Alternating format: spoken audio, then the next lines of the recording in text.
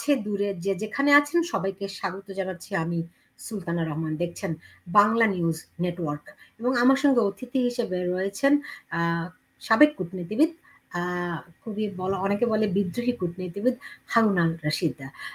Doctor জনাব হারুন আল রশিদ, আপনাকে আমি স্বাগত জানাচ্ছি। আপনার কাছে কয়েকটি বিষয় নিয়ে আমার জানার আছে। অনেকদিন ধরে আমি চেষ্টা করছিলাম আপনাকে সংযুক্ত করার।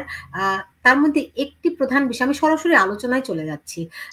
এর মধ্যে আপনি জানেন যে বাংলাদেশে গোপালগঞ্জে এক নারকীয় হত্যাকাণ্ড ঘটে যাচ্ছে এবং তার কোনো খবর গণমাধ্যমগুলোতে আসছে না। অত্যন্ত বিচলিত হওয়ার মতোই ঘটনাগুলো এবং যে সমস্ত ঘটনাগুলো শুনতে পাচ্ছি, এবং আপনি জানেন একজন বিচক্ষণ মানুষ হিসেবে আপনি জানেন যে যখন তথ্যের অবাধ প্রবাহ বাধাগ্রস্ত হয় তখন অনেক গুজব ডালপালা মেলে। তো কোনটা যে গুজব আর কোনটা যে সত্য আমরা এই দূরে বসে অনুধাবন করতে পারছি না। যেই প্রশ্নগুলো, যেই ঘটনাগুলো মানে ভয়াবহ একটা উদ্রেকের সৃষ্টি করছে, তাতে সেই বিষয়গুলো আবার একেবারে উড়িয়েও দেওয়া যাচ্ছে না। আপনি নিশ্চয়ই এরই মধ্যে ওই ছবিটি, ভিডিওটি দেখেছেন যে একজন সেনা কেমন করে বুকের উপর চাপ দিয়ে দিয়ে বুটের পাড়া দিয়ে দিয়ে একটা মানুষকে, একটা তরুণ ছেলেকে হত্যা করছে। এই দৃশ্য দেখা যায় না, বর্ণনা করা যায় না, এমন বীভৎস। এরপরে আপনি দেখেছেন কেমন করে তার মৃতদেহটি টেনে হেঁচড়ে নিয়ে যাচ্ছে। এখন সেখানে বলা হচ্ছে যে একটা এথনিক ক্লিনজিং হচ্ছে, বাড়ি বাড়ি ঢুকে তাদেরকে হত্যা করা হচ্ছে। পুরুষ শূন্য হয়ে পড়েছে পুরো গোপালগঞ্জ, এমনকি নারীদের পর্যন্ত জেলখানায় নিয়ে যাওয়া হয়েছে। কয়েক হাজার মানুষকে অ্যারেস্ট করা হয়েছে এবং অসংখ্য মানুষ নিখোঁজ, যাদের আবার কোনো সন্ধানও পাওয়া যাচ্ছে না। হতাহতেরও কোনো সঠিক পরিসংখ্যান নেই। কি হচ্ছে গোপালগঞ্জে, এবং যেখানে আমাদের সেনাবাহিনী গত 5ই আগস্ট বলেছিল যে তারা গুলি চালাবে না জনগণের উপর, এবং পরবর্তীতে আমরা কারণ হিসেবে জানি যেটা জাতিসংঘের আইন, সেনাবাহিনী নিজের দেশের জনগণের উপর যদি নির্যাতন, মানবতা বিরোধী অপরাধ করে তাহলে শান্তি রক্ষা মিশনে তাদের জন্য লিমিটেড হয়ে যায়। তো সেই ক্ষেত্রে সেনাবাহিনী কোন সাহসে এখন মানুষের উপর নির্বিচারে গুলি চালাচ্ছে, আর তখন মানে 5ই আগস্ট কেন তারা একেবারে সাধু বেশে আবির্ভূত হয়েছিল? ধন্যবাদ আপনাকে।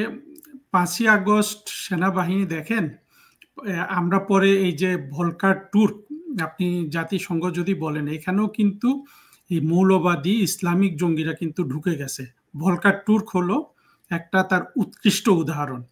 সেই ভলকার টুর্কের নির্দেশ মতো সে কিন্তু নিরাপত্তা পরিষদেরও কেউ না। ধরেন নিরাপত্তা পরিষদ কিন্তু এই ধমকটা দিতে পারে বাংলাদেশ সেনাবাহিনীকে যে তোমাদের আমরা রিক্রুট করব না। এই কাজটা জাতিসংঘের নিরাপত্তা পরিষদের, এটা ভলকার টুর্কের কাজ না। চিন্তা করেন, যেই লোকের যেই কাজ না, সেই লোক সেই কাজ নিজের কাঁধে নিয়ে সে বাংলাদেশ সেনাবাহিনীকে ধমক দিয়েছে।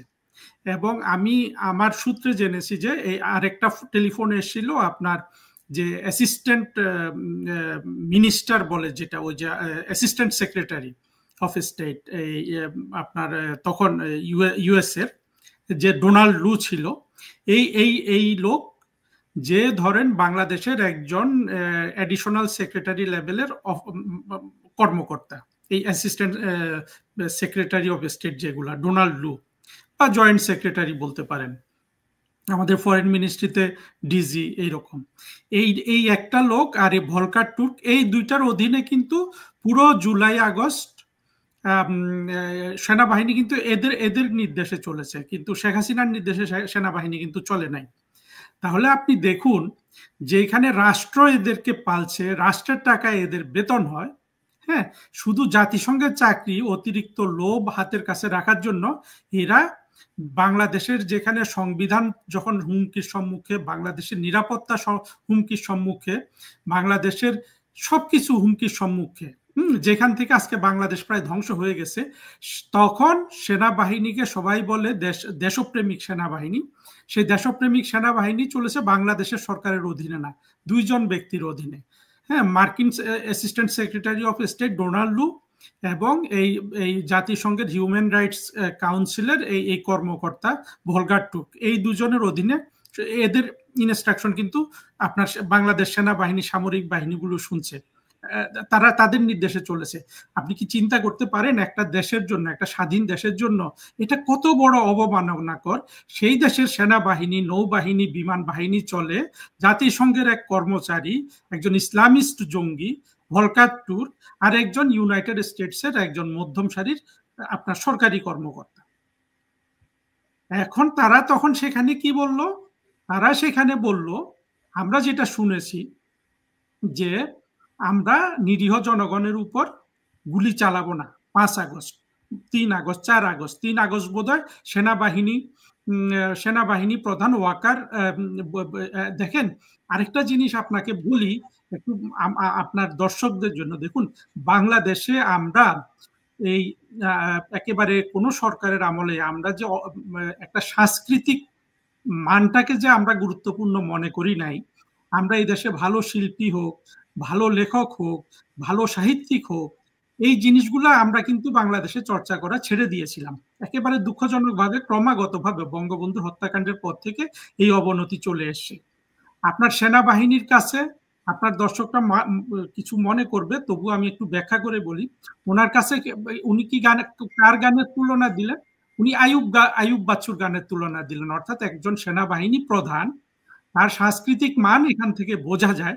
সে আইয়ুব বাচ্চুর গানের উপরে কিন্তু কিছুই জানে না। আমি আইয়ুব বাচ্চু একজন জনপ্রিয় শিল্পী, ওনাকে অপমান করার জন্য কথাটা বলছি না, কিন্তু যখন আপনার রাষ্ট্রের সেনাবাহিনী প্রধান হয়, তাকে যদি কোনো গানের তুলনা দিতে হয়, আর সেই গান যদি আইয়ুব বাচ্চুর গান হয়, বুঝতে হবে যে আমাদের এই প্রতিটা মানুষ রাষ্ট্রের প্রতিটা ক্ষেত্রে যারা বড় বড় কর্মক্ষেত্রগুলো দখল করে আছে, তাদের সাংস্কৃতিক মান কতটা নিচের।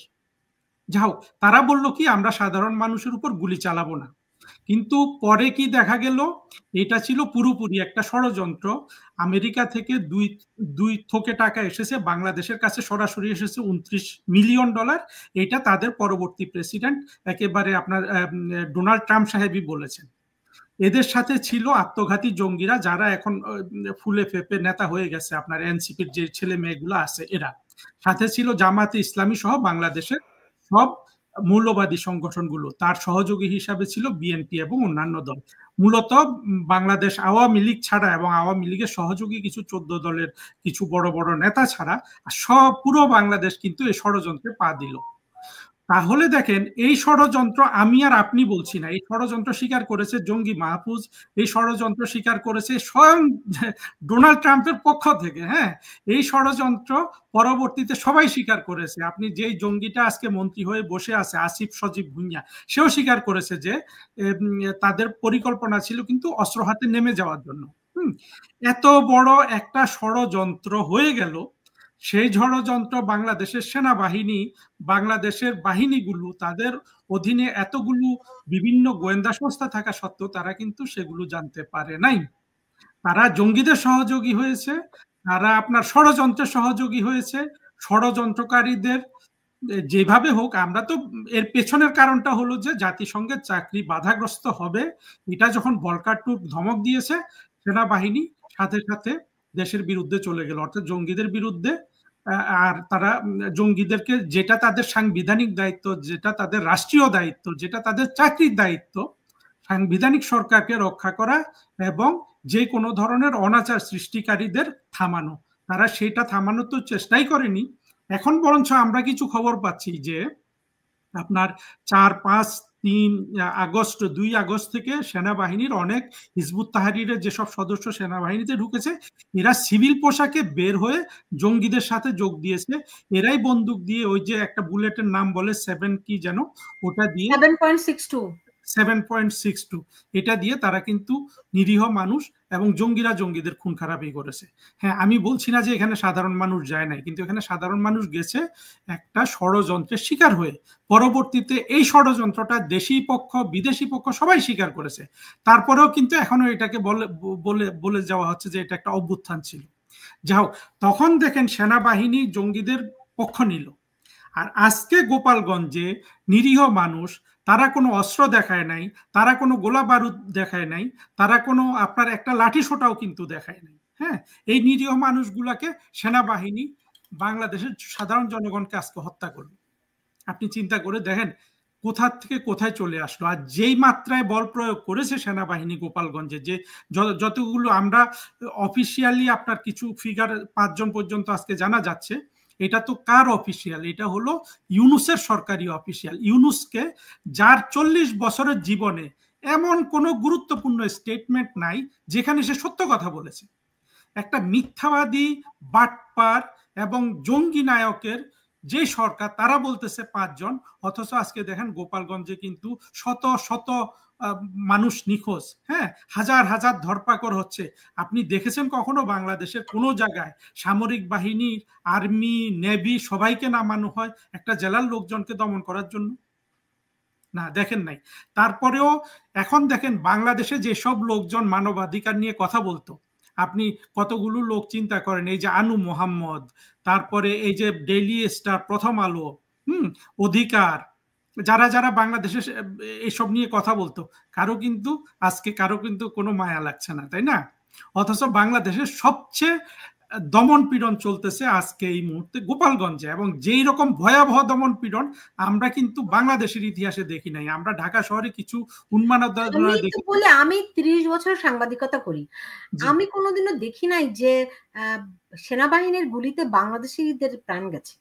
না, আমিও দেখিনি, এইভাবে দেখিনি, এবং সেনাবাহিনীর এমনকি আমি কয়েকজন সিনিয়রের সঙ্গে কথা বলেছি, সিনিয়র সাংবাদিকের সঙ্গে, যে এরশাদ আমলে এরকম পরা আর কি, সামরিক পোশাক পরা মানুষ, মানে কর্মকর্তা বা সেনা, তারা বাংলাদেশের উপর গুলি করেছে কিনা, তারা বলছে না। না, আমি শুনিনি, দেখিওনি, দেখা তো হয়নি, আমি কখনোই দেখিনি। কিন্তু এখানে দেখেন 2-3 জন আর্মির জঙ্গি মিলে একটা নিরীহ ছেলেকে, আপনি যেটা বললেন যে কিভাবে এইগুলো এখন, এটার ফল কি হবে জানেন? সারা বিশ্ব আপনি জাতিসংঘের উপর খুব একটা নির্ভরশীল হতে পারেন না। জাতিসংঘকে কন্ট্রোল করে ইউএস, হ্যাঁ, তারা যতক্ষণ এটার লাগাম টেনে ধরে রাখবে ততক্ষণ এটার দিয়ে আমরা কিছু আশা করতে পারি না। আমি যেটা বলবো সেটা হলো, আজকে বিশ্ববিবেক নাড়া দেওয়ার জন্য বাংলাদেশের যেসব মানবতাবাদী মানুষ আছেন সারা পৃথিবীতে, আপনারা প্লিজ দয়া করে 4-5 জন করে জাতিসংঘের যে নিউ ইয়র্কে হেডকোয়ার্টার্স আছে সেখানে, আপনার জাতিসংঘের জেনিভাতে যে হেডকোয়ার্টার্স আছে সেখানে, আর নরওয়ের যে আপনার পার্লামেন্ট আছে যেখান থেকে এই শান্তি পুরস্কারের জন্য নাম ঘোষণা করে, এইটা আর একটা হলো যে সুইডেনের আপনার যেখান থেকে এই যে নোবেল প্রাইজগুলো নেওয়া হয় অসলোতে, সুইডেনের স্টকহোমে, এই জায়গাগুলোতে 4 জন মানুষ করে পালাক্রমে আপনারা সবাই গণ অনশন শুরু করুন। শুধু এই ভিডিওগুলো আপনারা ওইখানে দেখাতে থাকুন। 4 জন করে, শুধু 4 জন থাকবেন, 4 জনের যখন ক্লান্ত হয়ে যাবেন আর 4 জন যোগ দিবেন। আপনার মাধ্যমে আমি এই আহ্বানটা জানাচ্ছি সবাইকে, কারণ কি জানেন, পশ্চিমের বিবেককে নাড়া দিতে হবে। পশ্চিমের মানুষ অনেক মানবতাবাদী হয়ে গেছে, তারা হয়তো তাদের সরকারগুলো আজকে ইউনুস এবং বাংলাদেশের জঙ্গিদের সহযোগী হতে পারে, সেই দেশের মানুষগুলা নয়। সুতরাং আমি এটা একেবারে সুনির্দিষ্টভাবে বলছি আপনার মাধ্যমে, যে নিউ ইয়র্কে জাতিসংঘের হেডকোয়ার্টারের সামনে, জেনিভাতে জাতিসংঘের অফিসের সামনে, অসলোতে এবং স্টকহোমে আপনি 4-5 জন করে গ্রুপ করে আপনারা 1 মাস ব্যাপী শুধু এই ভিডিওগুলা দেখান, কিভাবে ইউনুসের এই বর্বর বাহিনীগুলা নিরীহ বাংলাদেশিদের মারছে। দেখুন আপা, এই স্কেলে যদি শেখ হাসিনা সরকারের সময় জুলাই আগস্টে মানুষ হত্যা হতো, 10,000 মানুষ খুন হয়ে যেত। ইউনুস অল্প সময়ের মধ্যে যেভাবে এতগুলা মানুষকে মারলো, কতগুলো আমরা এখনো জানি না, এবং এই সংখ্যা কোনোভাবেই 20-এর নিচে নয় আমি আন্দাজ করছি। কারণ হলো তারা তো লাশ, আর এই লাশগুলোকে কেন তারা সুরতহাল করতে দিল না? শেষ পর্যন্ত আমি যেটুকু খবর পেয়েছি, একটা লাশেরও কিন্তু তারা সুরতহাল করতে দেয়নি। আমি আন্তর্জাতিক গণমাধ্যমে সবার কাছে দাবি জানাতে চাই, গত বছরের জুলাই আগস্ট থেকে আজ পর্যন্ত বাংলাদেশে যত মানুষ মারা গেছে প্রত্যেকটা লাশের সঠিক ময়না তদন্ত হোক। এই ময়না তদন্তের মধ্যে বের হয়ে আসবে কারা জুলাই আগস্টে জঙ্গিদের হত্যা করেছে, কারা এখনো হত্যাকাণ্ড চালিয়ে যাচ্ছে, কারা একেবারে আপনি দেখুন একটা পাথরের মৃত্যু আমরা দেখেছি পাথর দিয়ে পেয়ে, কিন্তু 5 আগস্ট থেকে গত বছরের 5 আগস্টের পর থেকে যতগুলা মৃত্যু এই জঙ্গিরা এনসিপির জঙ্গিরা মৌলবাদীরা করেছে প্রত্যেকটা মৃত্যু কিন্তু অতটাই নিষ্ঠুর। আপনি যদি হারুনুর রশিদ আপনি 5 আগস্ট থেকে কেন বলছেন? আপনি যদি দেখুন যে 18 জুলাই পর থেকে আমি বলবো মানে 19 জুলাই বাংলাদেশ সব ইন্টারনেট বন্ধ করে দেওয়া হলো। সেই সময় 19 জুলাই যাত্রাবাড়িতে যে তাণ্ডব ঘটে গেছে আমরা তার ছিটে ফোটাও জানি না। আমি বলছি, আমি দায়িত্ব নিয়ে বলছি, আমি এটার উপর ইনভেস্টিগেট করছি, আমি দায়িত্ব নিয়ে বলছি আপনাকে, আমরা তার ছিটে ফোটাও জানি না যে ভয়ঙ্কর তাণ্ডব 19 জুলাই বাংলাদেশে ঘটে গেছে। এখন এই প্রত্যেকটি মৃত্যু নিঃসন্দেহে নির্মম, কিন্তু আপনি যে বিষয়টি বলছেন যে কেন এই গোপালগঞ্জে যারা মারা গেছে তাদের একটিরও ময়নাতদন্ত হয়নি, এবং যে যারা আপনার 5 আগস্টের আগে পরে মারা গেছে, 5 আগস্টের আগে যারা মারা গেছে তাদের ময়নাতদন্ত হয়েছে, তারপরে কারো কোনো ময়নাতদন্ত হয়নি কেন? এই ময়নাতদন্ত যদি করা হয় তাহলে কিন্তু ইউনূস যে বলেছিল তার মেটিকুলাস ডিজাইন, মেটিকুলাস প্ল্যান সেগুলো বের হয়ে আসবে, এবং এই ময়নাতদন্তগুলো হওয়া খুবই দরকার। প্রধানমন্ত্রী শেখ হাসিনাও এই আহ্বান জানিয়েছেন, আমরা সবাই এই আহ্বান জানাই, কারণ জুলাই আগস্ট মাসে গত বছরের বাংলাদেশের একটা স্থায়ী ক্ষতি হয়ে গেছে। আজকে দেখেন বাংলাদেশের মানুষের নিরাপত্তা নাই, বাংলাদেশের মানুষের রুটি রোজগারের ব্যবস্থা নাই। আপনি দেখুন, একটুখানি রিলেট করুন, আমরা না এত দ্রুত এত রকম ঘটনা ঘটছে, আমরা না এই যে পিসেস, একটা পাজেলের পিসেস সব জায়গায় ছড়িয়ে ছিটিয়ে থাকলে পুরো দৃশ্যটি, পুরো পাজলটি আমরা মেলাতে পারছি না আসলে। আপনি দেখুন, এই যখন ময়নাতদন্তের কথা বলা হয়েছিল তখন সার্জিস আলম ঘোষণা দিলেন যে যদি এই লাশ উত্তোলন করা হয় তাহলে যুদ্ধ হয়ে যাবে দেশে। কেন?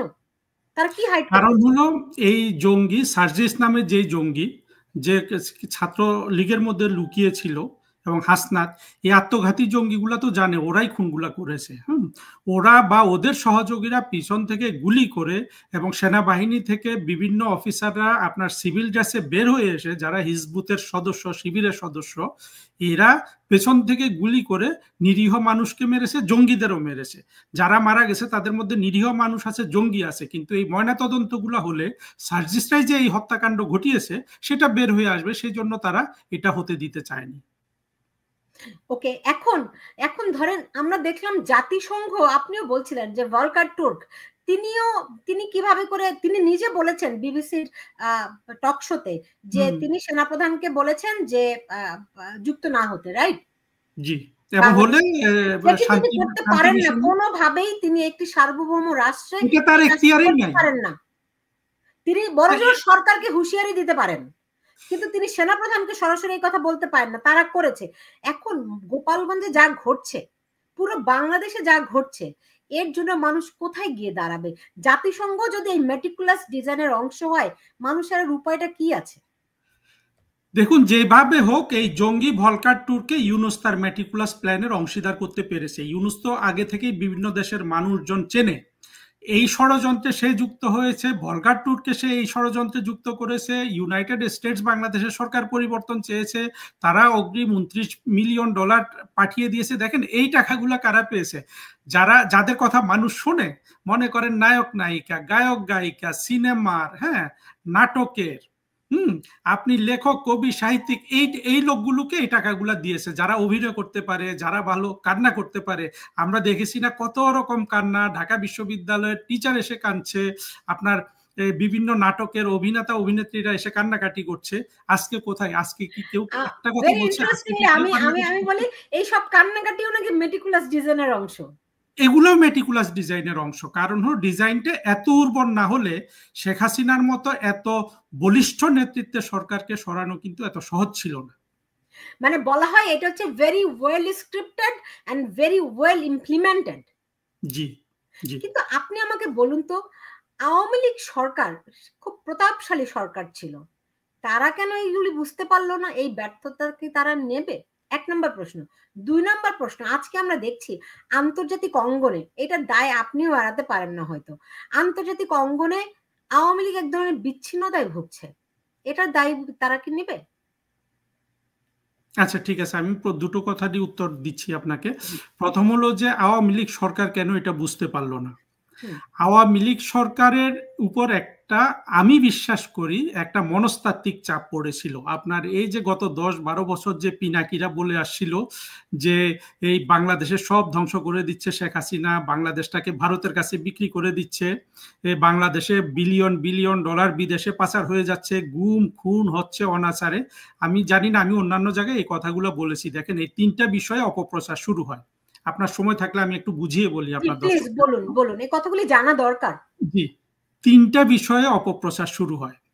একটা অপপ্রচার কি, শেখ হাসিনা সরকার গুম খুন ইত্যাদি করছে, কিন্তু আমরা হিসাব করে দেখবেন গুম খুনের ক্ষেত্রে শুধু 2টা লোকের একটা প্রণিধানযোগ্য গুম হয়েছিল, চৌধুরী আলম একজন, আর হলো যে ইলিয়াস আলী। আবার ইলিয়াস আলীর গুমের ক্ষেত্রেও কিন্তু বিএনপির নেতারা বলেছেন, মির্জা আব্বাস সাহেব বলেছেন যে এটা বিএনপি করেছে। জনাব হারুন আল রশিদ, একটু মাঝখানে ইন্টারাপ্ট করি আপনাকে। ধরেন গুম হওয়ার ক্ষেত্রে ইলিয়াস আলী কিভাবে করে গুম হয়েছিলেন, আমি তখন মাছরাঙা টেলিভিশনে কাজ করতাম, এটা কিন্তু ইনভেস্টিগেশনটা আমি করেছিলাম, আমি বের করেছিলাম তিনি কিভাবে করে গুম হয়েছিলেন, কারা তাকে গুম করেছিল। শেখ হাসিনার সরকার যে একক কোনো সরকার ছিল না, তার একটা ছায়া সরকার ছিল। আমি আজকে বলতে দ্বিধা নাই, আমি নিরাপদ স্থানে আছি, সেজন্য আমি নির্দ্বিধায় বলি, তার ছায়া ছিল এই যে যারা আজকে সেনাবাহিনী, তারা কিন্তু শেখ হাসিনার এগেইনস্টে খুব তীব্রভাবে কাজ করেছে। ইলিয়াস আলী গুমের ক্ষেত্রে আমার ওই প্রতিবেদন হয়তো এখনো অনলাইনে সার্চ দিলে পাওয়া যাবে। আমি এই রিপোর্টটি আপনার কি বলে মাছরাঙা টেলিভিশন এটি করেছিলাম, এমনকি একটা প্রত্যক্ষদর্শী ডাব বিক্রেতার একটি সাক্ষাৎকারও আমি নিয়েছিলাম, সেটি প্রত্যক্ষদর্শী ছিল। ওই ডাব বিক্রেতা ছেলেটিকে আর কোনোদিন আমি খুঁজে পাইনি, এটার জন্য আমার কিছু অপরাধ বোধ আছে। 1 নাম্বার। 2 নাম্বার, সাগররুনি হত্যাকাণ্ড, এই ঘটনাটি এই সেনাবাহিনীর লোকেরা ঘটিয়েছে, আমি প্রমাণ সহ রিপোর্ট তৈরি করেছিলাম। সে তখনও আমি মাছরাঙা টেলিভিশনে ছিলাম, রুনি আমার বন্ধু ছিল, সাগর সারোয়ার আমার সহকর্মী ছিল তখন মাছরাঙা টেলিভিশনে। এটির পেছনেও এই সেনাবাহিনী যুক্ত ছিল, আমার কাছে পুরো এভিডেন্স সহ আমি রিপোর্ট করেছিলাম, সেই রিপোর্ট আমি মাছরাঙা টেলিভিশনে প্রচার করতে পারিনি।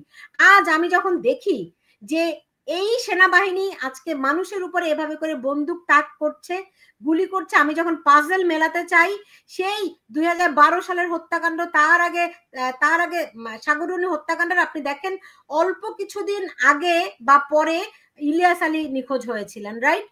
আপনি দেখেন এই সময়কার ঘটনাগুলো কিন্তু ফলে একই সূত্রে সবকিছু মানে কিনা এই সেনাবাহিনী তলে তলে শেখ হাসিনা সরকারের কাঁধে গলি রেখে তারা এই অঘটনগুলি ঘটিয়েছে কিনা, এটি সরকার এত বছর ক্ষমতায় থাকার পরও না বুঝে কিভাবে করে পারে। সেই জায়গাটায় আমি আসছিলাম। ধন্যবাদ আপনাকে, অনেকগুলো তথ্য দিলেন। দেখুন, তখন গুম খুন যা হয়েছে তার এটাকে 200 গুণ বাড়িয়ে বলা হয়েছে। আমি দেখেন, আমি ভূমধ্যসাগরের চারিদিকে চাকরি করেছি, 4টা দেশ, আমি ভূমধ্যসাগরের আফ্রিকার ওই পাশে 2টা দেশ, আপনার ইউরোপের এই পাশে 2টা দেশ, 4টা দেশ, আরো কয়েকটা দেশে আমি দায়িত্ব পালন করছি, অর্থাৎ মোটামুটি পুরো এলাকাটা আমার চেনা আছে। প্রতি বছর এই ভূমধ্যসাগরে আফ্রিকা থেকে আপনার ইউরোপ আসার ক্ষেত্রে বহু বাংলাদেশি মারা যায়। এই সব বাংলাদেশির সংখ্যাকে শেখ হাসিনার গুমের খাতায় এই অপপ্রচারকারীরা ঢুকিয়েছে। এইভাবে আপনার যা কিছু হয়েছে সেটাকে 200 গুণ 300 গুণ। এখনো কিন্তু আমরা ফেসবুকে একটা পোস্ট দিলে বাংলাদেশি মৌলবাদী জঙ্গিরা এসে বলে যে ওই যে 17 বছর এই যে হাজার হাজার লক্ষ লক্ষ এই সেই, আপনারা কোথায় ছিলেন? আসলে হয়েছে এইভাবে, আপনার দুটো হয়েছে, 200টা বলেছে। শেখ হাসিনার সরকার, তার যে দায়িত্ববান লোকজন, কোনো ব্যবস্থা এর বিরুদ্ধে নেয় নাই। তারপরে আপনারা দেখুন, প্রথম হলো একটা হলো যে মানবাধিকার লঙ্ঘন করছে, অত্যাচার করছে ইত্যাদি, এই একটা অভিযোগ তারা শুরু করেছে, হ্যাঁ, অপপ্রচার হিসাবে। দ্বিতীয় অপপ্রচারটা কি ছিল, যে বিলিয়ন বিলিয়ন ডলার আপনার বিদেশে পাচার হয়ে যাচ্ছে। আমি বলছি না যে পাচার হয় নাই, আমি বলছি না যে দেশে কোনো দুর্নীতি হয় নাই, কিন্তু দেখা গেছে পদ্মা সেতু বানাতে যত টাকা খরচ হয়েছে এইটাকে আপনার দেবপ্রিয়র মতো বদমাস লোকজন যোগ করে বলে দিচ্ছে এই টাকা পাচার হয়ে গেছে।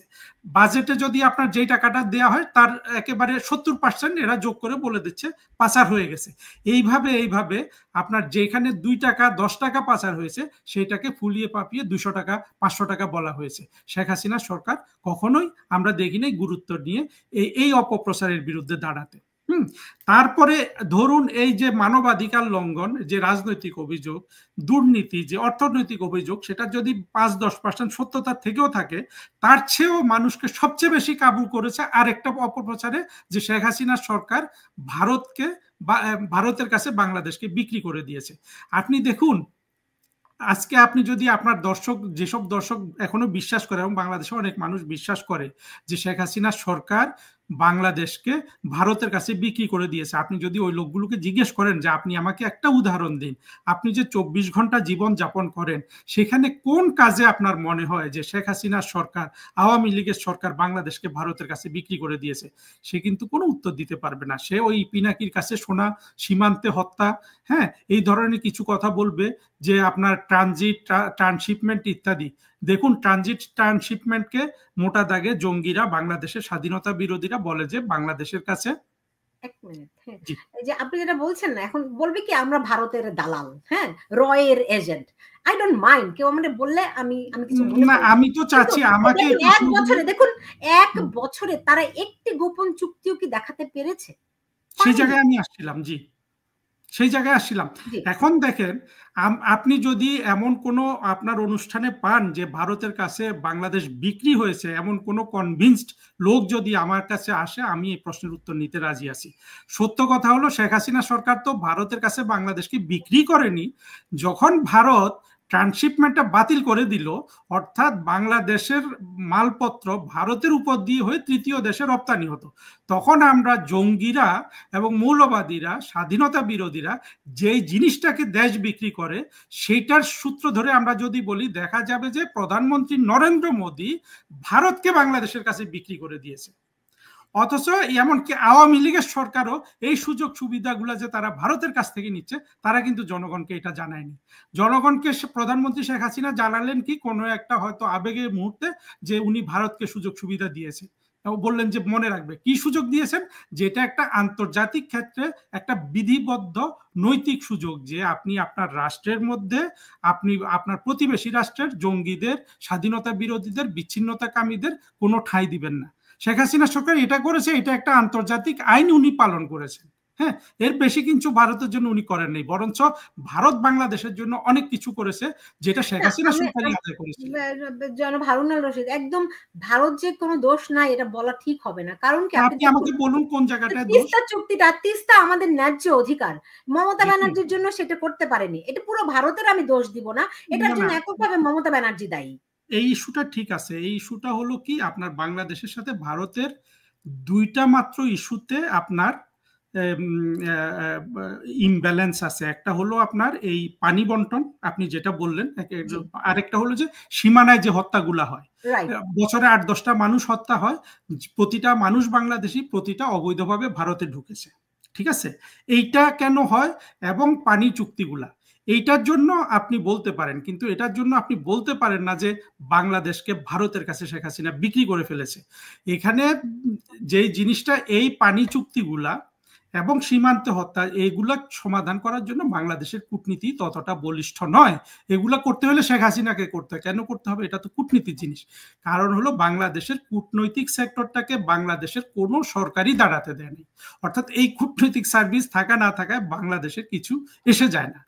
একটা শক্তিশালী বাংলাদেশের মতো যে দেশে আর্মি, এইরকম আপনার আর্মি শুধু জাতিসংঘের দিকে তাকিয়ে থাকে, আর্মি দেশের কোনো ক্রান্তি লগ্নে আপনার জাতিসংঘের কর্মচারী, ইউএস স্টেট ডিপার্টমেন্টের কর্মচারীর অধীনে চলে যায় বৈধ সরকারের বাদ দিয়ে, সেই রকম দেশে একটা বলিষ্ঠ জাতীয়তাবাদী কূটনৈতিক ফোর্সের দরকার ছিল। সেটা আমাদের দেশে হয় নাই। আমি প্রধানমন্ত্রী শেখ হাসিনা সরকার আগামী দিনে, এতে কোনো সন্দেহ নাই, উনি সরকার গঠন করবেন, আমরা এই দাবিগুলো ওনার কাছে রাখবো। কিন্তু এই দুইটা ইস্যুর উপর আপনি কিন্তু বলতে পারেন না যে ভারতের কাছে বাংলাদেশ। আমার তো মনে হয়, দেখুন, এই কথা আমার বলা হয়তো সঙ্গত কিনা আমি জানি না, কিন্তু আমি আজ বলতে দ্বিধা করি না যে হয়তো এমন একদিন আসবে, দেখুন, যে প্রমাণিত হবে শেখ হাসিনা কত বড় দেশপ্রেমিক ছিলেন। তিনি বারবার করে বলেছেন যে ওই সাদা লোকেরা আমাদের সেন্ট মার্টিন চায়, আমি যদি তাদেরকে দিয়ে দেই তাহলে আমি আজীবন ক্ষমতায় থাকতে পারি, রাইট? তিনি তো বারবার করে বলেছেন। তিনি এও বলেছেন তিনি বঙ্গবন্ধুর কন্যা, তিনি সেটি হতে দেবেন না, তিনি সেটি করবেন না। এখন তো আমরা সেই বাস্তবতা দেখছি, সেই হ্যাঁ, বাস্তবতা সেই তো দেখছি বাস্তবতা আমরা। শুধু দেখুন, জুলাই আগস্টে শেখ হাসিনা কেন সরে গেলেন? যাতে এই কিলিং, মানে যেভাবে মানুষ মারা যাচ্ছে এই সংখ্যাটা আর বৃদ্ধি না পায়। আপনি সে এবং সেই কিলিংসটা হচ্ছিল জঙ্গিদের একটা অনাচারের সেটা কি মাধ্যমে। সত্যি কিনা, কারণ আমরা বিভিন্ন বাংলাদেশে এখন কোনটা সত্য কোনটা মিথ্যা আমরা তো জানি না। বলা হচ্ছে যে শেখ হাসিনা আরো বল প্রয়োগ করতে চেয়েছিলেন। না, সত্যটা হলো শেখ হাসিনা এই 200-400 যে কয়টা মৃত্যু হয়েছে, এই মৃত্যুর সংখ্যাটা যাতে আর না বাড়ে সেই জন্য উনি সরে গেছেন, এটাই হলো সত্য কথা। তাহলে দেখেন শেখ হাসিনার দেশপ্রেম দেখেন, মানুষের প্রতি দরদ দেখেন। আর বিপরীতে আজকে ইউনূস কি করছে, এই ডাকাতগুলা আর তার আপনার পুলিশের, আপনি দেখেছেন নিশ্চয়ই, আমার চেয়ে আপনি ভালো করে জানেন যে পুলিশ হেডকোয়ার্টারে চলে গেছে 3 জন জঙ্গি, জঙ্গি জাহাঙ্গীর, জঙ্গি আসিফ নজরুল, জঙ্গি ছোট আসিফ। এরা গিয়ে পুলিশকে, বিভিন্ন আইন শৃঙ্খলা বাহিনীকে কিভাবে সাধারণ নিরীহ জনগণকে মারতে হবে সেই জন্য তারা নির্দেশনা দিচ্ছে। আপনারা বাংলাদেশে কখনো আই এই ক্যানট ধরনের বিলিভ ইট, বাংলাদেশের মানুষ কি এই দৃশ্য দেখে বুঝতে পারে না কি হচ্ছে? মানুষ, বাংলাদেশের মানুষের কাছে এই ব্যাপারে আমার কিছু বলার আছে। আপনি প্রশ্ন করুন, আপনার সব প্রশ্নের উত্তর আমি দিয়েছি কিনা জানি না, আপনি মোটামুটি আমার মনে দিয়েছেন। হয় আমাকে ধরিয়ে দেন। যে না, এই যে বাংলা, এই যে ধরেন আসিফরা যেই হেডকোয়ার্টারে বসে নির্দেশনা দিচ্ছে, এটা কোন এখতিয়ারে তারা দিতে পারে, কি আইনে দিতে পারে? বাংলাদেশ অ্যাকচুয়ালি 5 আগস্টের পর থেকে শেখ হাসিনা প্রধানমন্ত্রীর, যিনি এখনো বাংলাদেশের বৈধ প্রধানমন্ত্রী, তিনি সরে যাওয়ার পর থেকে বাংলাদেশে কোনো আইন কানুন বালাই কিচ্ছু নাই। এগুলা চাওয়া হলো অরণ্যে রোদন করা।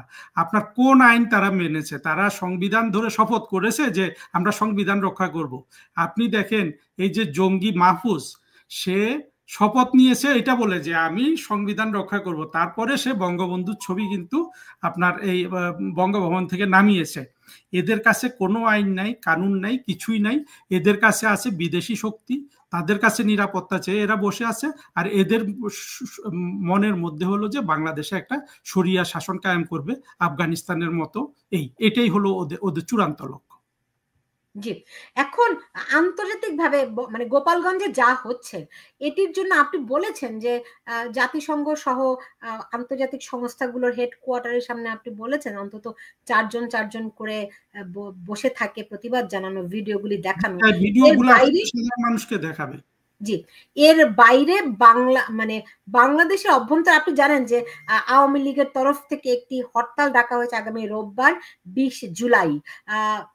এই কর্মসূচি বাস্তবায়নের ক্ষেত্রে তাদের পরিকল্পনা কি, কিভাবে অগ্রসর হবে, এই ব্যাপারে কোনো জানা আছে আপনার? না, আমার জানা নেই, আমি তো আসলে বিচ্ছিন্ন থাকি। তবে আমি গোপালগঞ্জে যেটা দেখলাম, আপনি আমি আমাদের আর কোনো সন্দেহ থাকার কারণে সারা বাংলাদেশের মানুষ কিন্তু একদিন এইভাবে জ্বলে উঠবে।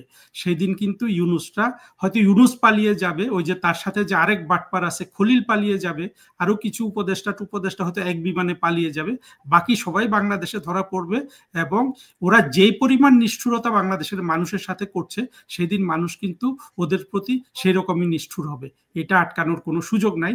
আজকে সারা বিশ্বে আমাদের এই কথাটা বলা দরকার যে দেখো, গত বছর জুলাই আগস্ট থেকে আজ পর্যন্ত বাংলাদেশের মানুষের উপর ইসলামিক জঙ্গিরা, হ্যাঁ, আপনার স্বাধীনতা বিরোধীরা যেই অত্যাচার করেছে ইউনূসের নেতৃত্বে, সেই অত্যাচার যখন এই লোকগুলা, যেই ভুক্তভোগী মানুষ যখন এদের উপর প্রতিশোধ নিতে যাবে, সেদিন কিন্তু তোমরা কিছু বলে সেটা হবে না। কারণ হলো যে আপনি তো আজকে মানুষকে বাঁচানোর জন্য কাউকে বলছেন না। আজকে আমরা কি কোনো এই হিউম্যান রাইটস অর্গানাইজেশন কাউকে কি আসলে বলিষ্ঠভাবে কিছু বলতে দেখছি? কেন জানি না জানেন? ইউনূস আছে ওদের সামনে। আপনি যদি ইউনূস আসার পর ইউনূসের, আমাকে এই একটা জিনিস আপনি খেয়াল করেছেন, যে মনি হায়দার নামে যে জঙ্গিটা ইউনূসের সাথে আছে, ও কিন্তু বারবার বলছিল যে ইউনূস যদি খোঁড়া হয়, ইউনূস যদি লুলা হয়, তাও সে শুধু বসে থাকলেই আমরা সেফ। এক্স্যাক্টলি সেই ঘটনাটা ঘটতেছে। মনি হায়দার, জঙ্গি জাহেদ, এরা কিন্তু এই জিনিসটাই বারবার বলেছে। এবং সবগুলা জঙ্গিকে প্রোটেকশন দিচ্ছে ইউনূস। কিন্তু বিশ্ব তারপরেও কিছু কিছু খবর পাচ্ছে। আমি আপনার সাথে কথা বলার আগে দেখলাম কোথায় কোথায় খবরটা হয়েছে গোপালগঞ্জের, মোটামুটি সারা বিশ্বে কিছুটা খবর হয়েছে। তারপরে আমাকে আমি যদি মনে করি, বলতেন, আমাকে যদি একটু বলতেন, কারণ গোপালগঞ্জের মানুষ অনেকে আমাকে নক করছে। আমি আমি আমি একটা সাংবাদিক মানুষ, আমি কি করব তাদের জন্য বলেন? আমি শুধুমাত্র প্রচারটুকু করতে পারি, সেটি আমি আমি চেষ্টা করছি। আমি আপনি যথেষ্ট যদি করছেন, আরেকটু করতে পারতাম তাদের জন্য। আপনার জায়গা থেকে আপনি যথেষ্ট করছেন। এখন আমাদের হয় মরতে হবে, এই জঙ্গিদের উৎখাত করতে হবে। আমি ভবিষ্যতে আওয়ামী লীগের আন্তর্জাতিক মিডিয়ায় কোথায় কি আসছে যদি একটু আমাদেরকে একটু সংক্ষেপে আন্তর্জাতিক মিডিয়া আমি অনেক জায়গায় দেখেছি, রয়টার্সে দেখলাম, আপনার আল জাজিরায় হ্যাঁ, দেখলাম, অস্ট্রেলিয়ান একটা টিভি চ্যানেলে দেখলাম, আপনিও দেখেছেন এগুলো, আমি নিশ্চিত আমার থেকে আপনি বেশি দেখেছেন। বিষয়টা হলো যে তারপরও আমি মনে করি এই রকম একটা গণহত্যা যেভাবে আসা উচিত ছিল, ভারতীয় অনেকগুলো মিডিয়া চ্যানেলে এসে, নিউজ পেপার এসে, সেইভাবে কিন্তু এটা আসেনি। যে যেই পরিমাণ অত্যাচার হচ্ছে আজকে একটা জেলাতে, আপনি চিন্তা করতে পারেন বাংলাদেশের মানুষকে শাস্তি দেওয়ার জন্য তারা নৌবাহিনী নামিয়েছে। এটা কি আমরা কখনো ভেবেছি? আমরা কখনো এটা আমি দেখেছি? জীবনেও দেখি নাই এরকম আজকে সেটা হচ্ছে। নৌবাহিনী নামছে দেশের জনগণের বিরুদ্ধে, আমি জীবনেও এটা দেখিনি। তারপরেও আমি গোপালগঞ্জের মানুষকে ধন্যবাদ দিব, এই মানুষগুলা খাঁটি বাংলাদেশি দেশপ্রেমিক, এবং আমি আজকে একটা ফেসবুক পোস্ট দিয়েছি, ভবিষ্যতে বাংলাদেশের রাজধানী গোপালগঞ্জে করে ফেলা হোক। আপনি দেখুন, আমি এটাকে হাসির জন্য বলছি না, কোনো ধরনের আবেগ নিয়েও বলছি না। আপনি দেখুন, গোপালগঞ্জে যদি বাংলাদেশের রাজধানী থাকতো, এই 5ই আগস্ট কিন্তু জঙ্গিরা ঘটাতে পারতো না, ঢাকা শহর থেকে এখানে ঘটিয়েছে। এবং গোপালগঞ্জে বাংলাদেশের রাজধানী করতে হবে, এবং সে তার আশেপাশে কোনো স্বাধীনতা বিরোধীকে ভিড়তে দেওয়া যাবে না। কারণ বাংলাদেশ স্বাধীন হয়েছে বঙ্গবন্ধুর নেতৃত্বে মুক্তিযুদ্ধের মাধ্যমে, এখানে স্বাধীনতা বিরোধীদের কোনো কিন্তু ঠাঁই নেই। জি, আমি শেষ করব আপনার কাছে আরেকটি প্রশ্ন আমি রেখেছিলাম, ওইটার উত্তরটা আমি পাইনি। সেটি হচ্ছে যে আওয়ামী লীগ সরকার কূটনৈতিকভাবে বহির্বিশ্বের সঙ্গে অনেকটা বিচ্ছিন্নতায় ছিল কিনা, যে কারণে এখনো তারা এক ধরনের বিচ্ছিন্নতা রয়েছে, এবং ধরেন জাতিসংঘ বলুন, অন্যান্য মানবাধিকার সংস্থা বলুন, যারা প্রভাবশালী, যারা পলিসি মেক করে, তাদের সঙ্গে একটা দূরত্ব আমরা দেখছি কিনা। হ্যাঁ, বাংলাদেশের সরকারের, আওয়ামী লীগ সরকারের কূটনীতিটা ছিল অত্যন্ত দুর্বল। কারণ হলো তারা কখনোই, আওয়ামী লীগের শুধু সরকারের একমাত্র প্রধানমন্ত্রীর বলিষ্ঠ নেতৃত্ব ছাড়া আমরা কিন্তু কাউকে তার যথাযথ দায়িত্ব পালন করতে আমরা দেখিনি। যদি ধরেন যথাযথ দায়িত্ব পালনের মধ্যে কি ছিল, এই যে বছরের পর বছর, এই প্রশ্নটা আপনি করেছিলেন, আমি কিভাবে আওয়ামী লীগের সরকার করতে পারলো, বছরের পর বছর পিনাকি, আপনার এই যে তাজ হাসমি, এই ইলিয়াস, হ্যাঁ, এই যে লোকগুলা বছরের পর বছর বাংলাদেশের মানুষের মগজ ধোলাই করেছে কতগুলো মিথ্যা অপবাদ দিয়ে, বাংলাদেশ সরকারের কোনো অংশ থেকে এগুলোর কোনো ধরনের প্রতিকার করা হয় নাই। অথচ প্রতিকার করা কিন্তু খুবই এমন কঠিন কাজ না। পিনাকি যদি পারে, ইলিয়াস যদি পারে, মাহমুদুর রহমান যদি পারে, হ্যাঁ, তাহলে কেন আওয়ামী সমর্থক কিছু মানুষ পারবে না? তারা কিন্তু এই জিনিসটা, আরো দুঃখের বিষয় কি, এই ইন্টারনেট গুলা বাংলাদেশের মানুষকে হাতে হাতে ঘরে ঘরে পৌঁছে দিল শেখ হাসিনার সরকার, কিন্তু তার সমূহ সদ্ব্যবহার করলো দেশ বিরোধী জঙ্গি গোষ্ঠী। এই জায়গায় আমি মনে করি আওয়ামী লীগের লোকজন মগজ ধোলাইকৃত হয়ে গেছিল, যেসব মিথ্যা অপপ্রচার হয়েছে, ফলে আজকে তাদের দেখেন এই অবস্থা। তারা কিন্তু এই জায়গাটা তারা শক্ত হয়ে দাঁড়ানো তাদের উচিত ছিল। হ্যাঁ, আপনি একজন প্রধানমন্ত্রী শেখ হাসিনাকে আপনি আর 100 বছরও হয়তো পাবেন না, উনি মারা গেলে। তার গড়া বাংলাদেশটাকে আমরা নানান ভাবে অবহেলায় কিন্তু ধ্বংস হতে দিলাম। কার মাধ্যমে? ইউনূসের মাধ্যমে। আমাকে যদি কূটনৈতিক ব্যর্থতার জায়গাটি পরে বলেন একটু, কিন্তু আপনি যেহেতু এই যে কয়টা নাম বললেন, এই নামগুলো আমি আমার মুখে উচ্চারণ করতে আই ডোন্ট লাইক ইট, সেজন্য আমি বলি না, উচ্চারণ করি না।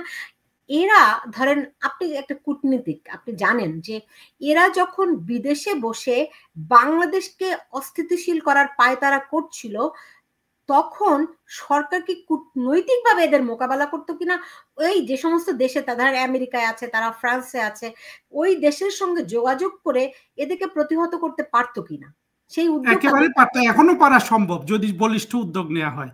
এটা আমি 100% বিশ্বাস, আমি বলছি আপনাকে একে একে। সরকার তখন কি করতো সেটা একটু বলি।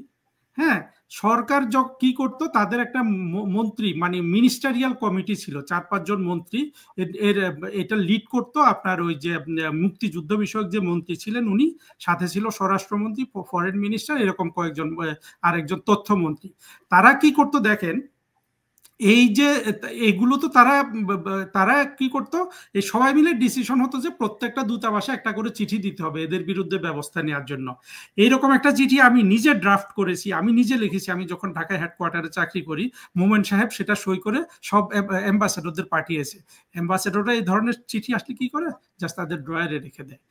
আপনি যেইভাবে পিনাকি, হ্যাঁ, যেইভাবে ইলিয়াস, বিশেষ করে আপনার যে জঙ্গিবাদ ছড়াচ্ছে, এইটা যদি এখনো যদি ইলিয়াসের জঙ্গিবাদ যদি ফ্রান্স সরকারের নিকট যথাযথভাবে তুলে ধরা হয়, ইলিয়াসের জায়গা ফ্রান্সে হওয়ার কথা নয়। আমি বিশ্বাস করি পিনাকি, ফ্রান্সে পিনাকি, সরি পিনাকি, হ্যাঁ পিনাকি এবং ইলিয়াস, অন্তত এই দুটাকে কিন্তু মার্কিন যুক্তরাষ্ট্র এবং ফ্রান্স থেকে বের করে দেওয়া সম্ভব, এটা আমি এখনো বিশ্বাস করি যথেষ্ট বলিষ্ঠ পদক্ষেপ।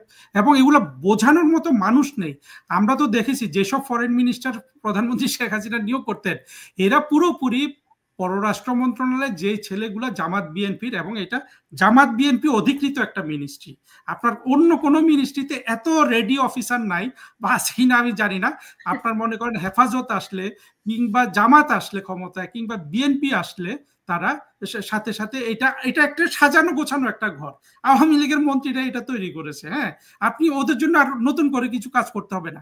এই যে পররাষ্ট্র সচিব গুলা হলো, আপনি দেখেন জসিম উদ্দিন, তাকে কিন্তু শেখ হাসিনা সরকারি এত উপরে নিয়ে এসছে। সে ছিল গ্রিসে, সেখানে সে সে সে কিছু স্টান্টবাজি জানতো। স্টান্টবাজিটা কি? আপনার স্টান্টবাজি হলো যে কমিউনিটির সাথে কাজ করা, যেটা খুবই ভালো, আমি এটাকে খারাপ কিছু বলছি না। আমি নিজে বছরের পর 14-15 বছর কমিউনিটি সার্ভিস দিয়েছি বিভিন্ন জায়গায়, আমি এটাকে অ্যাপ্রিসিয়েট করি। কিন্তু সে স্টান্টটাকে কাজে লাগিয়ে সে একটা পদকও নিল। হ্যাঁ, তারপরে সে কাতারে গেল, সেখান থেকে চীনে গেল। এই ছেলেটাকে আসার সাথে সাথে এই তৌহিদ হোসেন কিন্তু ফরেন সেক্রেটারি বানানো, তারপরে সেটাকে পিনাকির জন্য আর রাখতে পারে নাই। এটাকে আবার অনেকে বলছে যে না, জসিম মহৎ কিছু করে নাই, কারণ ওইখানে একটা ছেলে ছিল, ওর নাম হলো আপনার ফরেন মিনিস্ট্রির জিনিসগুলো আসলে সবার জানা দরকার, যেহেতু আমি এগুলা হাতে কলমে জানি, আমি তো প্রত্যক্ষভাবে এগুলা সব আমার নখদর্পণে। সেখানে মোজাম্মেল বলে একটা ছেলে ছিল যে ছাত্র দলের ক্যাডার ছিল বুয়েটে, ওই ছেলেটাকে ইউনুস তার পিএস বানিয়েছিল। পিএস বানানোর পরে জসিম এই পিএসটাকে চায় না, এই জন্য জসিম এখন এই মোজাম্মেল গেছে পিনাকির কাছে। পিনাকি দিনের পর দিন ভিডিও করে আপনার এই জসিমকে উৎখাত করেছে। এখন যে ছেলেটা মাঝখানে, যে ছেলেটা আবার ভারপ্রাপ্ত পররাষ্ট্র সচিব ছিল, আপনার ওর নাম হইলো যে নামটা বলতে পারছি না, যাও, সে ছিল কি জানেন, রুহুল, তার নাম হলো রুহুল আলম সিদ্দিকী। রুহুল ছিল একটা একটা জঙ্গির ছেলে। এই জঙ্গিকে আবার মুক্তিযুদ্ধের সময় স্বাধীনতা বিরোধী মুক্তিযোদ্ধারা মেরে ফেলেছিল। তারপরে এখন যে ছেলেটা, এ হলো শিবিরের একটা বিশ্বস্ত ছেলে, একেবারেই চাকর বাকর টাইপের। আমি কি থামবো? না না, আমি শুনতেছি আপনার কথা। ওই ছেলেটা, এর নাম হলো আসাদ আলম সিয়ম। এ ছিল প্রধানমন্ত্রী শেখ হাসিনার চিফ অফ প্রোটোকল। জি, প্রধানমন্ত্রী শেখ হাসিনা 7 বছর, এখানে দেখেন আমাদের অনেক কষ্ট লাগে। আমি নিজে যেহেতু আওয়ামী লীগ সরকার থেকে কখনোই কিছু চাইনি, বাংলাদেশে কোনো সরকারি কর্মচারী আওয়ামী লীগের জন্য আমি যা করেছি তা করে নাই। কিন্তু আমি তো মনে করি না যে আমি আওয়ামী লীগের জন্য করছি, আমি শেখ হাসিনার জন্য করছি, আমি বঙ্গবন্ধুর জন্য করছি না। আমি বিশ্বাস করি বাংলাদেশকে একমাত্র প্রধানমন্ত্রী শেখ হাসিনা ঠিক রাখতে পারেন। 5ই আগস্টে প্রমাণিত হয়ে গেছে আওয়ামী লীগ ছাড়া বাংলাদেশের মুক্তিযুদ্ধের পক্ষে কোনো শক্তি নাই। সুতরাং আওয়ামী লীগের মাধ্যমে এটা হতে হবে। কিন্তু আওয়ামী লীগের অনেক মানুষের অনেক দায়িত্ব জ্ঞানহীনতার কাজ আমরা দেখেছি। 7 বছর উনি ফরেন সেক্রেটারি রেখেছেন শহীদুল হক নামে একটা লোককে। এই লোক শেখ হাসিনাকে নিশ্চিতভাবে খুশি রেখেছেন, কোনো সন্দেহ নাই। কিন্তু সেই লোক এমন ভাবে জামাত বিএনপিকে পরতে পরতে পরতে পরতে স্থাপন করেছেন, এটা আপনি কখনোই ফরেন মিনিস্ট্রিতে ভাঙতে পারবেন না। তাহলে কি বলা যায় যে ধরেন যেরকম মেটিকুলাস ডিজাইনে আমরা সার্জিসদেরকে দেখেছিলাম ছাত্রলীগের মধ্যে ঢুকে পরবর্তীতে তাদের আসল চেহারা বের করেছে, রাইট? আপনি জসিমউদ্দিনের কথা যেরকমটি বললেন ফরেন সেক্রেটারি হিসেবে, রাইট? তো তাহলে তো তারাও এরকম মেটিকুলাস ডিজাইনে আওয়ামী লীগই তাদেরকে প্রমোট করে সামনে এনেছে, রাইট? এবং এটা কোনো, এটা আপনি যা বলছেন সবই সত্য। আপনি শেষ করেন, আমার কথা অনেক আছে এখানে। না না, বলুন বলুন, মানে এই কথাগুলো তো জানা দরকার। এটা দেখুন এমন একটা দুঃখের জিনিস দেখেছি, কিন্তু প্রতিটা সেক্টরে যে এরকম তারা ঘাপটি মেরে আছে এটা তো কেউ জানে না। আওয়ামী লীগ সরকার যেভাবে দেশের উন্নতিতে মনোযোগ দিয়েছে, সেইভাবে যদি আপনার মুক্তিযুদ্ধের চেতনাকে সমুন্নত রাখার জন্য, মুক্তিযুদ্ধে আমাদের যে স্বপ্ন ছিল একটা অসাম্প্রদায়িক বাংলাদেশ গঠন করতে হবে, সেটা করার জন্য যে কাজগুলো করা দরকার, এটা কোনোটাই কিন্তু আওয়ামী লীগ সরকারের আমলে হয় নাই। না হওয়াতে আজকে আমরা আজকের এই ইয়েটা পেলাম, আজকে এই যে 5ই আগস্টের পুরস্কারটা আমরা পেলাম। সবচেয়ে বিপদে পড়লো আওয়ামী লীগ, তার চেয়েও বেশি বিপদে পড়লো এই জন্য বাংলাদেশ। সুতরাং আওয়ামী লীগ সরকারের আমি কখনোই ফরেন মিনিস্ট্রিতে একেবারে দীপুমণি থেকে সব ফরেন মিনিস্টারকে চিনি, কখনোই তারা কোনোদিন খোঁজ করেছে যে এই মন্ত্রণালয়ে স্বাধীনতার পক্ষের কোনো ছেলে মেয়ে আছে কিনা? আসলে তো নাই, কিন্তু তাদের কোনো খোঁজ খবর এগুলো আমরা কিন্তু কখনোই দেখি নাই। বরঞ্চ যারা স্বাধীনতা বিরোধী এরা একবারের জায়গায় 10 বার স্যার ডাকে, 3 বারের জায়গায় 4 বার লাভ দেয়। হ্যাঁ, এদেরকে নিয়ে কিন্তু তারা চলেছে। ফলে হয়তো অন্যান্য সেক্টরগুলোতেও তাই। যেটা দরকার ছিল মুক্তিযুদ্ধের চেতনাকে সবচেয়ে বেশি গুরুত্ব দিয়ে কাজ করা উচিত ছিল সেই সরকারের। সেটা যদি হতো আজকে না, সবচেয়ে বেশি আপনি বলছেন সবচেয়ে বেশি গুরুত্ব দিয়ে কাজ করা দরকার ছিল। তারা গুরুত্ব দিয়েছে, সব জায়গায় এমন বেশি করে দিয়েছে যে এটা মানুষের কাছে মানে সঠিক জায়গায় আসলে পৌঁছায় নাই। কিংবা ধরেন শুনতে শুনতে মানুষ কেন মানে এই 16 বছর ধরে তো আমরা সবকিছুতে মুক্তিযুদ্ধের কথাই শুনলাম, তারপরও কেন এটি অপব্যবহার হয়ে গেল? না, এই প্রশ্নটা খুবই গুরুত্বপূর্ণ যে আমরা মুক্তিযুদ্ধের চেতনার কথা শুনেছি, কিন্তু জিনিসটা দেখেন খুবই, আপনি যেহেতু কথাটা বললেন আমার আর একটা কথা মনে আসলো। দেখেন এই আওয়ামী লীগ সরকারের সামনে দিয়ে তারা মুক্তিযুদ্ধের চেতনাকে চেতনাবাজি বলে একটা গালিতে পরিণত করলো। রাইট, এমন গালিতে পরিণত করলো আমি আপনি মুক্তিযুদ্ধের চেতনা বলতে এখন লজ্জা পাই, এই অবস্থা দাঁড়িয়েছে। তারা শাহবাগীদের নাম দেয়া হলো চেতনা ব্যবসায়ী। জি জি, চেতনা ব্যবসায়ী। অথচ যারা ব্যবসাটা করলো তারাই কিন্তু এখন ক্ষমতা। এই ধরেন আপনার উপদেষ্টা কি নাম, কি সারোয়ার ফারুকি, না সে আসলে ব্যবসায়ী, এখন এরাই মানে অদ্ভুত একটা বিষয়। আচ্ছা আপা, আমাকে একটা মিনিট সময় দেন, জিনিসটা আসলে আমার খুব দুঃখ হয় এগুলা ভাবতে। আপনি দেখেন এই প্রথম কথা হলো মুক্তিযুদ্ধের চেতনাকে চেতনাবাজি বলে এই গালিতে পরিণত করছে ওই একই চক্র যারা আপনার অনলাইনে যে সন্ত্রাসীগুলা, এই যে আওয়ামী লীগের যে দেশের সব গুম হয়ে গেছে, সব টাকা বিদেশে পাচার হয়ে গেছে, ভারতের কাছে বাংলাদেশ বিক্রি করে দিচ্ছে, এটা যারা বলেছে ওরা এর সাথে সাথে চেতনাবাজি চেতনাজীবী এই গালিটা বাইর করেছে, শাহবাগী গালিটা বাইর করেছে, আরেকটা গালি বাইর করেছে কি শেখ হাসিনা ফ্যাসিস্ট, শেখ হাসিনা দিল্লি দাসী। এই ধরনের আপনার যে মোকাবেলা, এগুলোকে মোকাবেলা করার জন্য ইফেক্টিভ কোনো ব্যবস্থা নেওয়া হয় নাই। কিন্তু কি ব্যবস্থা নেওয়া হয়েছে, ওইখানে বঙ্গবন্ধুর একটা মুরাল করো, ওইখানে বঙ্গবন্ধুর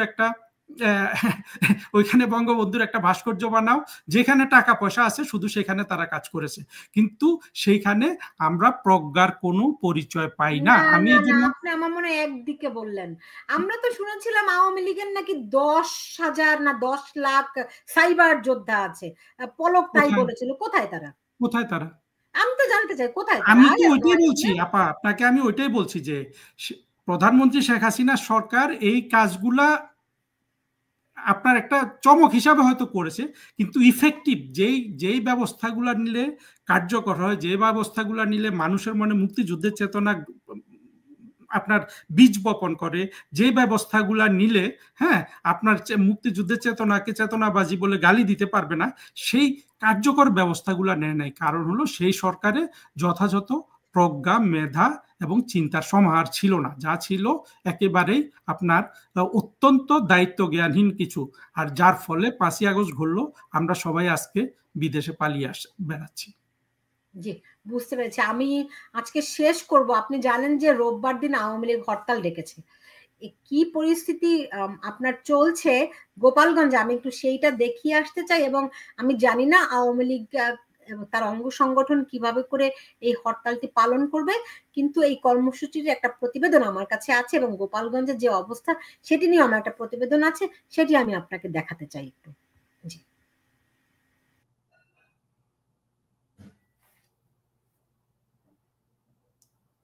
এই যে গুলি কইলে মারি লইতে, এই যে তার বরবাদ রে, আমারে আর মামা কবে না, ও বাবা রে। গোপালগঞ্জে গণহত্যার প্রতিবাদ, ক্যাঙ্গারু কোর্টে প্রশাসনের বিচার বন্ধ ও ইউনূস সরকারের পদত্যাগের দাবিতে আওয়ামী লীগের সহযোগী কয়েকটি সংগঠন রোববার সারা দেশে হরতালের ডাক দিয়েছে। যুবলীগ, স্বেচ্ছাসেবক লীগ, শ্রমিক লীগ ও ছাত্রলীগ এক যৌথ বিবৃতিতে এই কর্মসূচি ঘোষণা দেয়। এর মাধ্যমে প্রায় 1 বছর পর রাজনীতির মাঠে সক্রিয় হচ্ছে আওয়ামী লীগ। বিবৃতিতে বলা হয়, ইউনূস সরকার জনগণের প্রতিনিধিত্ববিহীন এবং সংবিধান লঙ্ঘনকারী। অন্তর্বর্তী সরকার খুনি ও ফ্যাসিস্ট হিসেবে অভিহিত করে রোববার দেশব্যাপী সর্বাত্মক হরতালের ডাক দেওয়া হয় বিবৃতিতে।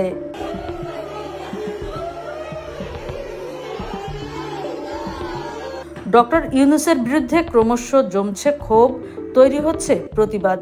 অনেকেই তাকে খুনি, জঙ্গি, সন্ত্রাসী, অবৈধ ও ফ্যাসিস্ট বলে অভিহিত করেছেন।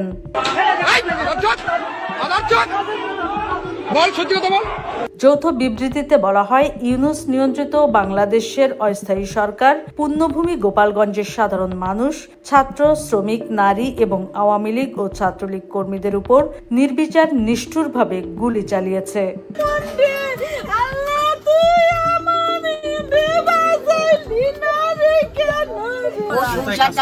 ওই জায়গা মুদি দোকান হাটের দোকানের কর্মচারী ছিল। আমার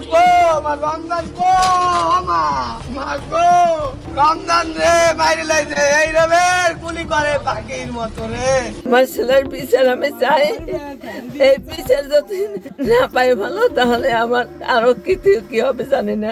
এসব হত্যার বিচারের পাশাপাশি ক্যাঙ্গারু কোর্টে শেখ হাসিনার বিরুদ্ধে প্রহসনের বিচার বন্ধ এবং দেশে জবরদখল চালিয়ে সন্ত্রাস, হিংস্রতা, ষড়যন্ত্রের মাধ্যমে ক্ষমতা দখলের বিরুদ্ধে সবাইকে সোচ্চার হওয়ার আহ্বান জানানো হয় বিবৃতিতে। তখন দেখছি যে এই জায়গা এই পাশে এইখান থেকে গুলি করে সেনাবাহিনী এলোপাতারি ভাবে গুলি করছে, বুঝছেন? মানে ওই জায়গায় দেখে নাই ভালো মন্দ কিটা কি এগুলো দেখে নাই। হ্যাঁ, গরিব হোক আর হোক, তারা মোটামুটি এলোপাতারি ভাবে গুলি করছে। গুলি আমার ছেলের আঙুল একটা নাই, হ্যাঁ, আর এইখানে গুলি লাগছে, দুটি গুলি লাগছে। গোপালগঞ্জে 4টা ছেলে মারা গেল। পুলিশ বলছে যে এরা আমরা লিথেল ইউজ করি নাই। সেনাবাহিনী বলছে এটা ফাঁকা গুলি করেছে। তাহলে 2টা ছেলের বুকে গুলি পাওয়া গেছে। তাহলে এই 4টা লোক কিভাবে মারা গেল? এগুলো হাওয়া এসে জিন ভূতে মেরে গেছে? তা তো না। ইউনূসকে দেশ ধ্বংসকারী মাফিয়া উল্লেখ করে তাকে চিরতরে উৎখাতের লক্ষ্য ঘোষণা করেছে আওয়ামী লীগের সহযোগী সংগঠনগুলো। বিবৃতিতে বলা হয়, আসন্ন মার্চ টু যমুনা কর্মসূচির প্রস্তুতির অংশ হিসেবে ডাকা হয়েছে এই হরতাল। কর্মসূচি স্বতঃস্ফূর্তভাবে সফল করতে দেশের ছাত্র, তরুণ, যুব, কৃষক, শ্রমিক, শিক্ষক, চিকিৎসক, সাংবাদিক, বুদ্ধিজীবী সহ আপামর সাধারণ মানুষকে দায়িত্বশীল ভূমিকা পালন করার আহ্বানও জানানো হয়।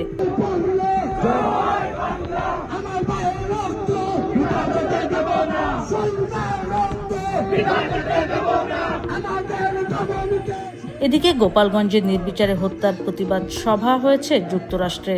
সেখান থেকেও আওয়ামী লীগ, নিউ ইয়র্ক মহানগর আওয়ামী লীগ সহ সকল সহযোগী সংগঠনের নেতারা রোববার বাংলাদেশে সকাল সন্ধ্যা হরতাল সফল করার আহ্বান জানিয়েছে।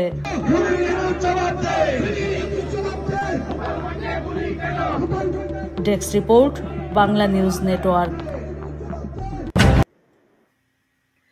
আপনি শুনছিলেন যে যেই প্রতিবেদনটি শুক্রবার দিন রোববার দিন হরতাল ডাকা হয়েছে, কিন্তু মানুষের না এই যে ভিডিও ফুটেজগুলি দেখলেন, এগুলি আমরা অনেক কষ্ট করে সংগ্রহ করেছি। বাংলাদেশে কোনো গণমাধ্যমে খবরগুলো সেই অর্থে প্রচারও করছে না। আপনি জানেন যে মিডিয়াতে একটা বড় ধরনের কু হয়ে গেছে, অথবা তারা মেটিকুলাসলি ডিজাইনের মধ্যে আছে।